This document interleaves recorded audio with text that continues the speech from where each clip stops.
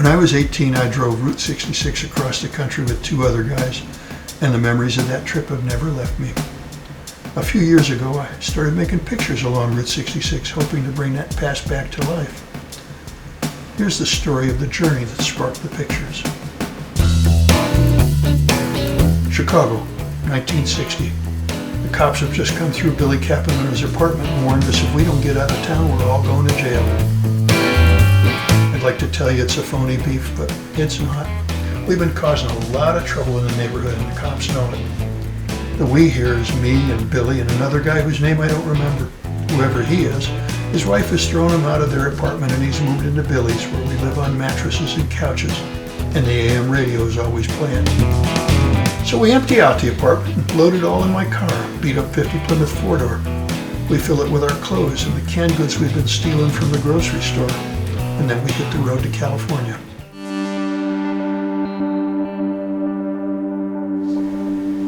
The trip takes 5 or 6 days. We drive pretty much non-stop, but 2-lane is slow going. None of us have ever been west of Joliet, so the road is a revelation. Along the way we have adventures. We break into a junkyard in the middle of the night to steal a generator. We see the Grand Canyon as dawn breaks, sitting on the ground and eating cold cans of beans. And we drive with a canvas water bag hanging from the antenna through the desert heat. Drive with the windows down and the hot air parching our skins until finally we come to California and face the unbelievable heat of needles in the summertime. We meet some local kids and swim in a pool not far from the railroad tracks. And we wait for the darkness to come so we can hit the road again. California is unbelievable. Driving in the sweet evening, it's all new and bright and modern. There are supersized gas stations and googie restaurants and broad, smooth highways. It's everything that's not Chicago. Finally, we arrive in Los Angeles. We're dazed from our days on the road, exhausted from sleeping in the back seat. More than anything, we want a place to sleep and not be in the car. We head for downtown. Downtown LA feels a lot like Chicago. It has tall buildings and traffic lights and lots of people. We find a parking lot, leave our car, and walk over to a cheap hotel, the King Edward. The King Edward. Even in 1960, the King Edward was little more than a flop house. That didn't matter. To me, it felt special. It was a had-been fancy place, a place where big shots had stayed, and the lobby still remembered the good times. When we got upstairs, the furniture was old and crappy, but the bathroom still had the remains of good porcelain. I remember how happy I was to be there.